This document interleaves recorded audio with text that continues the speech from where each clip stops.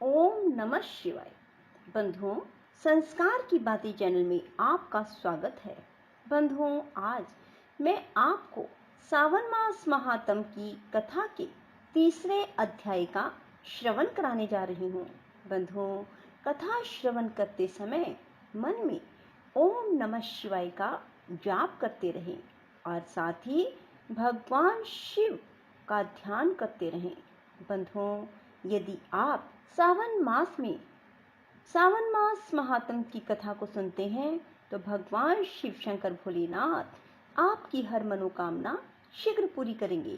बंधुओं, आप सभी जानते हैं भोलेनाथ सचमुच में भोले हैं, जो अपने भक्तों के द्वारा थोड़ी सी पूजा आराधना किए जाने पर भी प्रसन्न होकर उनकी मनोवांछित इच्छाएं पूरी कर देते हैं।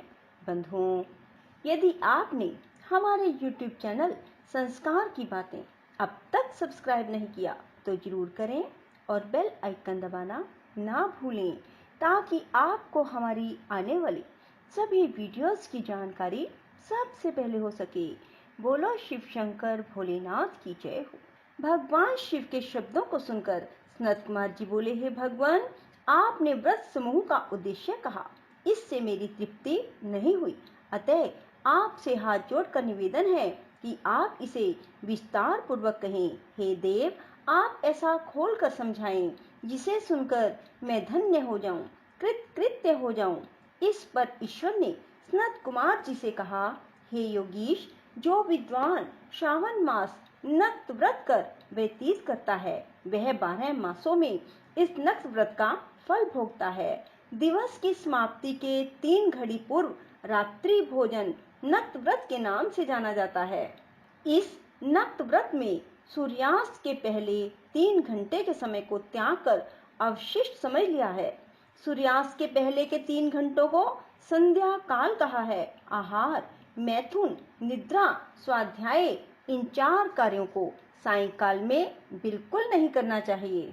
अब मैं गृहस्थ और सन्यासी के भेद से 2 प्रकार के नक्त भोजन की अवस्था आपसे कहता हूँ। ध्यान पूर्वक सुनिए। जब सूर्य नारायण के मंद हो जाने पर अपने शरीर की छाया दुगनी हो जाए, उस समय सन्यासी के लिए नक्त भोजन व्रत कहा गया है।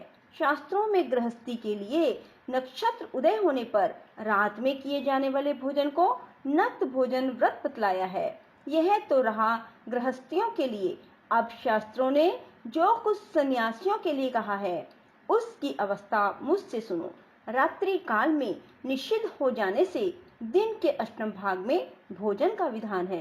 गृहस्थियों को विधि द्वारा रात में नक्त व्रत करना चाहिए। सन्यासी, विधवा, विदुर पुरुष सूर्यास्त के पूर्व भोजन करें। पुत्रवान, आश्रयहीन, स्त्री विहीन पुत्रवान विदुर रात्रि में बिल्कुल भोजन न करें, क्योंकि पुत्रवान भी आश्रम में ही होते हैं। विद्वानों को चाहिए स्व अधिकार अनुसार नक्त व्रत करें। श्रावण मास में नक्त व्रत करने वाले प्राणी को उत्तम गति की प्राप्ति होती है। श्रावण मास के आ जाने पर पहले प्रतिपदा तिथि में प्रातः काल ये संकल्प करना चाहिए, मैं श्रावण मास में 1 मास तक ब्रह्मचर्य व्रत धारण करके प्रतिदिन प्रातः काल स्नान करूंगा। नक्त व्रत, रात्रि शयन, प्राणियों के साथ दया का व्यवहार करूंगा। प्रभु, यदि मैं इस व्रत के आरंभ होने के पश्चात और इसकी समाप्ति से पूर्व मर गया तो हे दीनानाथ जगतपते, उस समय आपके प्रसाद से मेरा यह व्रत परिपूर्ण हो। इस प्रकार मास के आरंभ में संकल्प करके नक्त व्रत करना चाहिए। भगवान शिव ने कहा, इस प्रकार नक्त व्रत करता हुआ व्यक्ति मुझे अति प्रिय हो जाता है। अति रुद्र से ब्राह्मण द्वारा या स्वयं रुद्र का 1 मास तक जो अभिषेक करता है, हे ब्राह्मण, उस पर मैं अत्यधिक प्रसन्न होता हूँ, क्योंकि जैसा कि आप जानते ही हैं मुझे जलधारा अति प्रिय है। या रुद्र का हवन करें, क्योंकि वह मुझ में प्रीति वाला है। इस मास जो प्राणी अधिक स्वादिष्ट भोजन या उपयोग की जो वस्तु हो उसे संकल्प द्वारा ब्राह्मण को देकर उसका त्याग करे, वह मुझे बहुत प्रिय है। हे ऋषिराज, अब मैं तुमसे उत्तम लक्ष्य पूजा की विधि कहता हूँ, सुनो। लक्ष्मी की प्राप्ति के लिए इच्छा रखने वाले मनुष्य को बिल्व पत्रों से, शांति की कामना रखने वाले को दूर्वाओं से, लंबी आयु की इच्छा रखने वाले प्राणी को चंपा पुष्पों से भगवान श्री हरि की पूजा करनी चाहिए। जो प्राणी विद्या प्राप्ति की इच्छा रखता हो उसे मल्लिका और चमेली के पुष्पों से अर्चन करना चाहिए। तुलसी दलों से भगवान शंकर जी और भगवान श्री विष्णु प्रसन्न होते हैं। जिस मनुष्य को पुत्र प्राप्ति की इच्छा हो उसे कटेरी के पुष्पों से पूजन करना चाहिए। दुस्वप्न जिसे दिखाई देते हो उसे उनके नाश के लिए उत्तम धान्य से अर्चन करना चाहिए।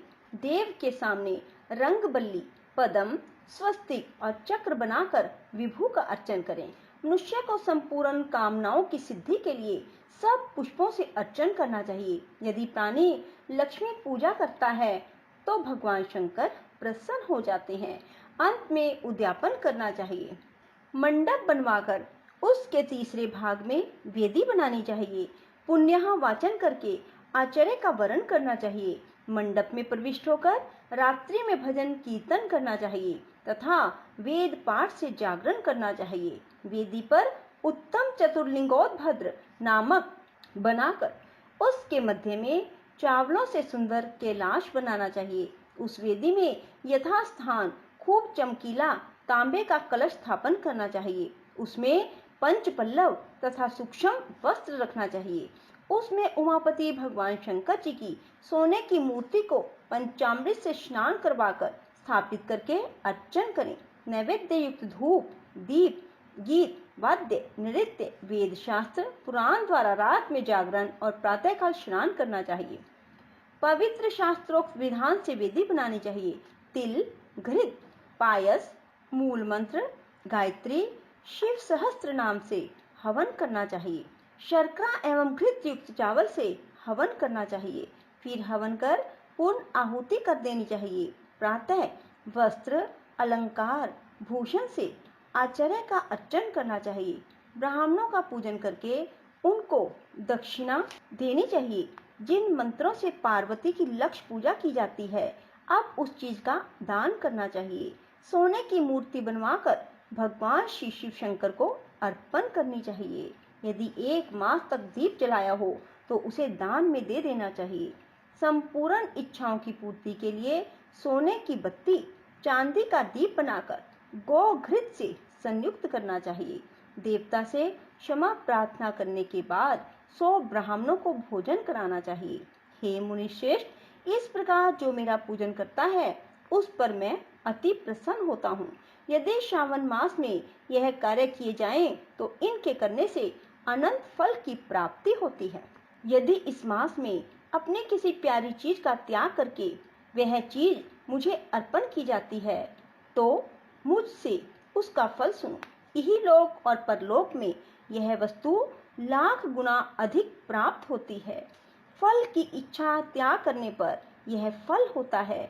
निष्काम करने पर उत्तम गति की प्राप्ति होती है। जो मेरा भक्त रुद्री पाठ करता है वह प्रति अक्षर करोड़ वर्ष तक रुद्र लोक में जाकर निवास करता है। पंचामृत के अभिषेक से मोक्ष प्राप्त करता है। अब श्रावण मास में भूमि पर सोने वाले को क्या फल मिलता है? हे योगीश, मूंगे या हाथी दांत से बनी हुई या चंदन की बनी हुई नवरत्न से जड़ी हुई मृदु गरुड़ चिन्ह से संपन्न कपड़े वाली रुई से भरी हुई गद्दा युक्त रमणीक झालरदार तकियों से संपन्न शैया उसको प्राप्त होती है। वह शैया उसे सुंदर स्त्री अन्न रत्नों से विभूषित मिलती है।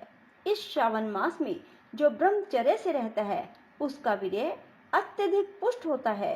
तेजस्विता, बल, शरीर, दृढ़ता और धर्म कार्य में तमाम उपकारी वस्तुएं उसको सहज ही प्राप्त हो जाती है। उसे ब्रह्म की प्राप्ति होती है। यही नहीं, निष्काम पूजन करने वाले को स्वर्ग में अप्सरा की प्राप्ति होती है। जो इस मास में मौन व्रत धारण करता है वह श्रेष्ठ वक्ता हो जाता है। मौन व्रत दिन का हो चाहे रात का, भोजन के समय का ही हो।